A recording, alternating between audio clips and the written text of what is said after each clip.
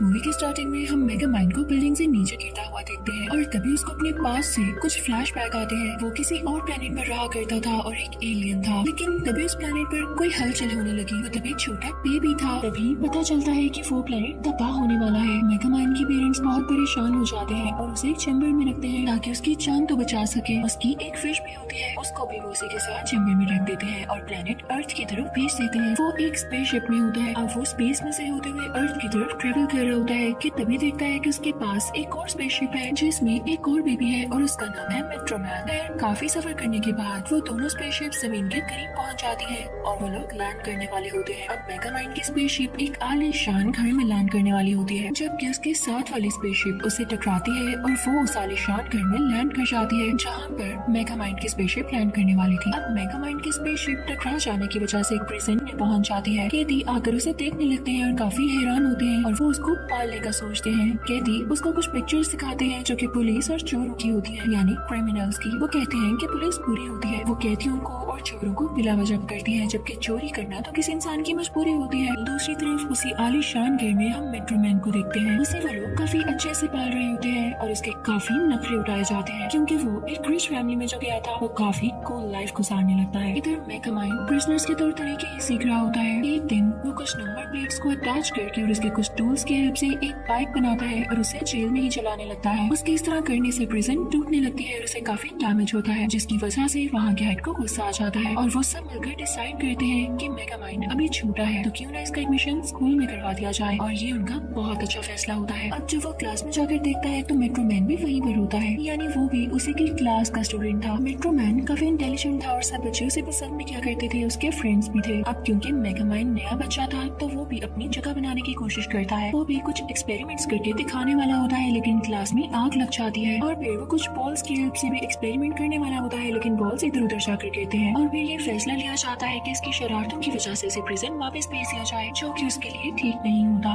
देखते ही देखते कई साल गुजर जाते हैं। ये दोनों बड़े हो चुके होते हैं। मेगामाइंड एक क्रिमिनल बन जाता है, जबकि मेट्रोमैन पूरे शहर का हीरो। मेगामाइंड शहर में बहुत उल्टे काम करता था, जबकि मेट्रोमैन उन कामों को ठीक करता था। एक दिन जेल के हेड को एक घड़ी रिसीव होती है। भेजी तो वो मेगामाइंड ने थी, लेकिन उस पर नाम मेट्रोमैन का होता है। उसने ये घड़ी इसलिए जेल के हेड को भेजी थी क्योंकि इस घड़ी से कोई भी ट्रांसफॉर्म हो सकता था। जैसे ही वो हेड बाहर जाता है तो मेगामाइंड कंट्रोल करते हुए उस घड़ी में से एक लाइट बाहर निकालता है, जिससे वो हेड मेगामाइंड में कन्वर्ट हो जाता है। वहाँ की सिक्योरिटी समझती है कि मेगामाइंड अपने कैबिन से बाहर आ गया है, तो उसे पकड़कर दोबारा से उसके कैबिन में छोड़ते हैं। तब मेगामाइंड का प्लान सक्सेसफुल होता है। वो चालाकी से वो घड़ी ले लेता है जो उसने हेड को दी थी और उसमें से दोबारा से लाइट निकालकर अब हेड की शक्ल में आ जाता है और फिर जेल से बाहर भी आ जाता है। उसे कोई भी नहीं रोकता क्योंकि वो हेड की शक्ल में होता है। उसकी एक इनविजिबल कार होती है जिसमें वो बैठ जाता है और गाड़ी स्टार्ट करके वहाँ से चल पड़ता है। तभी हम एक ऐसी जगह का सीन देखते हैं जहाँ पर मेट्रोमैन ने आना होता है। उसका वेलकम करने के लिए वहाँ पर बहुत सारे लोग होते हैं और कुछ रिपोर्टर्स भी होते हैं, जिसमें से एक फीमेल रिपोर्टर भी वहाँ पर होती है। वो अपने कैमरामैन से बात कर रही होती है जो कि उसे पसंद करता है, लेकिन वहाँ पर एक और इनविजिबल कार आती है जो उस रिपोर्टर को किडनैप करके अपने साथ ले जाती है। ये मेगामाइंड की एक कार होती है। अब इस लड़की को वहाँ पर लेकर जाया जाता है जहाँ पर मेगामाइंड ने भी आना है। जल्दी वहाँ पर मेगामाइंड भी पहुँच जाता है और ये इसकी सीक्रेट प्लेस होती है। मेगामाइंड मेट्रोमैन से कहता है ये मेरे कब्जे में है, तुम इसको कभी भी नहीं बचा सकते और ना ही तुम्हें कभी पता चल सकेगा कि हम इस वक्त कहाँ पर हैं। तो वो रिपोर्टर इतनी तेज होती है, इतनी वाइस होती है कि वो फौरन से मेट्रोमैन को उस जगह का पता बता देती है और यहाँ पर मेगामाइंड का मुंह खुला का खुला ही रह जाता है। वो जितना भी क्लेवर बनने की कोशिश करता हमेशा हार जाता। तो अब दूसरी तरफ मेट्रोमैन निकल पड़ता है इस रिपोर्टर को बचाने के लिए। अब मेट्रोमैन इस जगह पहुँच ही जाता है पर वहाँ दिखता है कि रिपोर्टर तो है ही नहीं। तो मेगामाइंड उससे कहने लगता है कि तुम आ गए यहाँ पर, तुम गलत पते पर आए हो और जल्द ही तुम्हें एक मिसाइल उड़ा देगा। पर कुछ ही टाइम बाद मिसाइल स्टार्ट हो जाता है और वो जगह ब्लास्ट हो जाती है जहाँ पर मेट्रोमैन होता है। तो मेगामाइंड के पास एक स्केलेटन आता है। मेगामाइंड बहुत खुश होता है कि उसने मेट्रोमैन को मार दिया है और अब वो उस पैलेस में चला जाता है जहाँ पर मेट्रोमैन के लिए लोग खड़े हुए थे। पर यहाँ पर मेगामाइंड उनसे कहता है कि अब मेट्रोमैन नहीं रहा। लोग काफी डर जाते हैं और मेगामाइंड से पूछने लगते हैं कि क्या अब तुम हम पर रूल करोगे। तो मेगामाइंड कहता है कि ऑब्वियसली अब मैं तुम लोगों पर रूल करूंगा, पर अभी मैं कोई रूल चेंज नहीं कर रहा, तुम लोग जैसे चाहो रह सकते हो। ये कह के वो अंदर चला जाता है और साथ उसका पेट भी। अंदर जाके वो बहुत खुश होता है कि उसने फाइनली हर चीज पर कब्जा कर लिया है। वो बहुत पैसे वेस्ट करता है और काफी गन भी मचाता है, लेकिन आखिरकार जल्दी बोर हो जाता है। तो यहाँ पर मेगामाइंड काफी उदास रहने लगता है। तब उसे समझ आता है कि जब मेट्रोमैन जिंदा था तो इन दोनों की लड़ाई चलती रहती थी। इसी में मेगामाइंड का भी दिल लगा रहता था और उसका टाइम भी नहीं जाया होता था, यानी उसका सारा वक्त मेट्रोमैन से लड़ाई में लग जाता था। और जब वो नहीं है तो इसे फील हो रहा है कि इसके पास करने को भी कुछ नहीं है। अब वो बाहर आता है जहाँ पर उदास रिपोर्टर होती है। वो भी मेट्रोमैन को बहुत मिस किया करती थी। वो दोनों मिलकर एक ऐसी जगह पर जाते हैं जहाँ पर मेट्रोमैन का स्टैचू होता है और वो एक मॉल होता है। वो दोनों उसके पास जाते हैं, उसके लिए फ्लावर्स भी लेकर जाते हैं और उससे सॉरी करता है मेगामाइंड। वो उसे कहता है कि मुझे माफ कर दो, पर ये बात सच है कि तुम्हारे बगैर मेरी जिंदगी में कोई एंजॉयमेंट नहीं है। तुम वापस आ जाओ ना ताकि मैं तुमसे लड़ाई कर सकूं। उधर वो रिपोर्टर भी कह रही होती है कि प्लीज मेट्रोमैन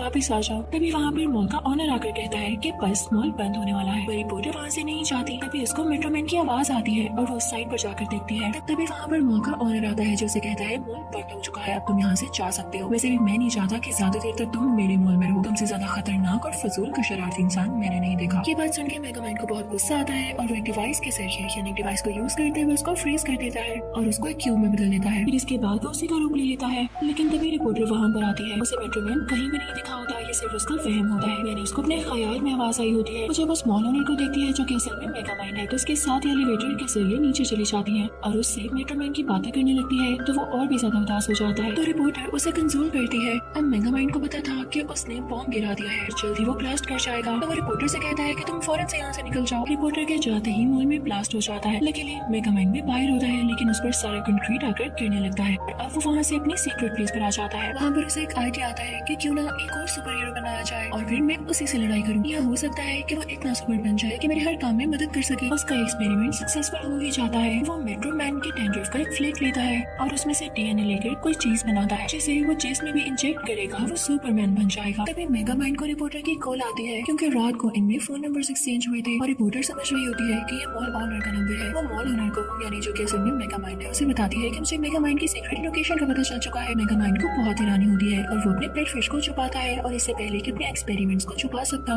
वो रिपोर्टर वहाँ पर आ ही जाती है। अब मेगामाइंड ने उसे किसी न किसी तरह तो रोकना था, तो वो दोबारा से मॉल ओनर के रूप में आ जाता है और उसे रोकने लगता है। लेकिन तब तक वो रिपोर्टर उसके एक्सपेरिमेंट से पिक्चर ले चुकी होती है। इसके बाद वो एक सीक्रेट डोर खोलता है जैसे किसी बेसमेंट का हो और उसमें चला जाता है। यानी वो ये प्रिटेंड करता है जैसे मेगामाइंड आ चुका है और उसी ने इसी मॉल ओनर को बंद कर दिया है और अब वो खुद रिपोर्टर के सामने आ जाता है। इतनी देर में रिपोर्टर के पास वो गन आ चुकी थी जिससे वो केमिकल लोगों में इंजेक्ट किया जाना था, जिसके बाद वो लोग सुपर हीरो बन सके। मेगामाइंड उससे वो लेने की कोशिश करता है लेकिन इन सब में उनसे वो गन चल जाती है। रिपोर्टर का साथी भी बाहर खड़ा होता है और वो इंजेक्शन टकराते टकराते उस पर जाकर लगता है, यानी अब वो सुपर हीरो बन जाए। इसके बाद वो कैमरामैन यानी उस रिपोर्टर का साथी अपने घर चला जाता है। मेगामाइंड और उसकी फिश भी उसके घर जाते हैं। वो आदमी यानी कैमरामैन मेगामाइंड को देख के डर जाता है, तो मेगामाइंड का पेट उसके सर पर कोई चीज मारकर उसे बेहोश कर देता है और मेगामाइंड फौरन से खुद का रूप एक बूढ़े की शक्ल में बदल देता है। और जब सामने वाले कैमरामैन को होश आती है तो वो देखता है कि उसके सामने काफी मॉडर्न बूढ़ा है। तो मेगामाइंड उसे कहता है कि मैं दूसरे प्लैनेट से आया हूँ, तुम्हें सुपर हीरो बनाने के लिए। अपनी बॉडी देखो ट्रांसफॉर्म हो चुकी है, तुम्हें पावर्स भी आ चुकी है, अब तुम मेगामाइंड से लड़ोगे। कैमरामैन जब खुद को नोटिस करता है तो बहुत खुश होता है क्योंकि वाकई उसकी बॉडी भी स्ट्रॉन्ग बन चुकी थी और वो अंदर से भी स्ट्रॉन्ग फील कर रहा था। अब मेगामाइंड उसे मिलता है और उन दोनों में फाइटिंग शुरू हो जाती है। साथ ही साथ मेगामाइंड उसे इनडायरेक्टली ट्रेनिंग भी दे रहा होता है और अब मेगामाइंड खुश होता है कि दोबारा से उसकी जिंदगी में ट्विस्ट आया है। साथ ही साथ उसे ये भी अच्छा लग रहा था कि रिपोर्टर उसकी दोस्त बन चुकी है, पर रिपोर्टर को तो यही पता था कि शायद ये मॉल ओनर है। तो मेगामाइंड ने जब भी उस रिपोर्टर से मिलना होता वो मॉल ओनर की शक्ल में उसे मिलता और काफी अच्छा टाइम स्पेंड करता। दूसरी तरफ मेगामाइंड और उसकी फिश में बहस हो जाती है क्योंकि मेगामाइंड की पेट फिश उससे कह रही होती है कि जो तुम कर रहे हो वो बिल्कुल ठीक नहीं है, पर मेगामाइंड उसकी एक नहीं सुनता और उससे कहता है कि अगर तुम जाना चाहते हो तो यहाँ से जा सकते हो। अब उसकी पेट फिश वहाँ से चली जाती है। दूसरी तरफ वो कैमरामैन जो कि सुपर हीरो बन चुका है वो ढेर सारी फ्लैश लेकर रिपोर्टर के पास आता है और उससे कहता है कि तुम मुझे अच्छी लगती हो, क्या तुम मेरी दोस्त बनोगी? तो रिपोर्टर मना कर देती है कि नहीं, मैं किसी और को पसंद करती हूँ। और अब इसके बाद मेगामाइंड उसी मॉल ओनर के रूप में उससे मिलता है। वो दोनों एक साथ टाइम स्पेंड करते हैं और खाना खाते हैं। और उस रेस्टोरेंट की विंडो से बाहर वो कैमरामैन यानी कि जो सुपर हीरो है वो सब देखकर काफी सैड हो रहा होता है। पर अचानक से रेस्टोरेंट में रिपोर्टर का हाथ मेगामाइंड के हाथ पर लग जाता है। उसने साथ में घड़ी पहनी होती है और ये वही घड़ी होती है जिससे वो अपने रूप बदलता है और उसका हाथ लग जाने की वजह से मेगामाइंड अपने असली रूप में आ जाता है। रिपोर्टर ये देख के डर जाती है और वहाँ से चली जाती है। वो काफी रोती है। मेगामाइंड उसके पीछे जाता है और उसे समझाता है कि मैं ही वो मॉल ओनर बना हुआ था और मैं तुम्हें पसंद करने लगा हूँ। लेकिन रिपोर्टर उसे कहती है मैं तुम्हें बिल्कुल पसंद नहीं करती, तुम मेरे टाइप की नहीं हो,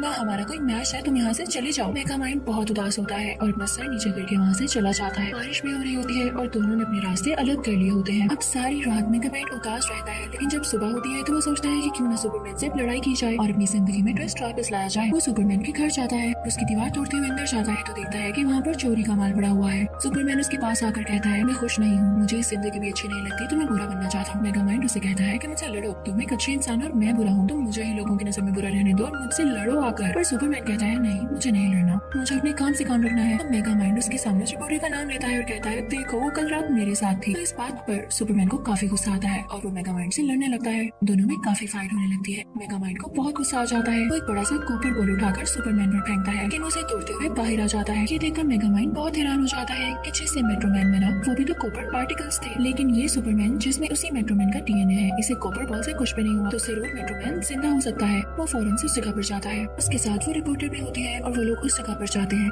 जहाँ पर वो मेट्रोमैन को देख के हैरान रह जाते हैं। उसने अपनी बियर्ड बढ़ाई होती है और उसके पास काफी म्यूजिकल इंस्ट्रूमेंट्स होते हैं। मेगामाइंड मेट्रोमैन से पूछता है कि ये सब कैसे, तुम मरे नहीं थे? तो मेट्रोमैन उसे बताता है कि नहीं, मुझे रियलाइज हो गया था कि तुम ही असली हो, तुम में ज्यादा पावर्स हैं लेकिन तुम उसका ठीक से यूज नहीं कर रहे। तो मैं चुपके से पीछे हट गया और उस रात मैंने नकली स्केलेटन तुम्हारी तरफ फेंका था और मैंने सोचा कि मैं भी अब छुपकर जिंदगी गुजारूंगा और म्यूजिशियन बन जाऊंगा। और अब तुम असली हीरो हो। तुमने जो एक्सपेरिमेंट किया है और उसके बदले में तुमने सुपरमैन बनाने की कोशिश की थी वो नाकाम रही है। तुम देख रहे हो ना, वो बुरा बनना चाहता है, तो बस अब तुम्हें उसी से लड़ना होगा। वो शहर को तबाह कर रहा है, उससे लड़ो और शहर को बचाओ जाकर। यही वक्त है जब तुम इस बात को मान लो कि तुम एक हीरो हो। पर मेगामाइंड बिना कुछ सोचे समझे खुद को पुलिस के हवाले कर देता है और दोबारा से प्रिजन में आ जाता है। पर तभी वही सुपरमैन जो कि बहुत बुरा बना हुआ है, वो उसी रिपोर्टर को किडनैप कर लेता है और उसे वीडियो के जरिए बताता है कि मैंने इसे किडनैप कर लिया है। रिपोर्टर मेगामाइंड की मदद मांगती है, तो तभी मेगामाइंड वहाँ बैठे बैठे कहता है कि अब तो मैं प्रिजन में आ गया हूँ, काश मेरा पेट यहाँ पर होता और हम मिलकर यहाँ से निकलते। तभी वहाँ पर जो प्रिजन का हेड होता है वो अपनी घड़ी पर हाथ रखता है। तब हमें पता चलता है कि असल में वो मेगामाइंड का पेट ही है जिसने पुलिस का रूप लिया हुआ था, यानी उस प्रिजन के हेड का। और जब उसने ये देखा कि मेगामाइंड मुझे याद कर रहा है तो अपने असली रूप में आ गया मेगामाइंड की मदद करने के लिए। अब ये दोनों प्रिजन से बाहर आते हैं ताकि उस रिपोर्टर को बचा सके और उस आदमी को हरा सके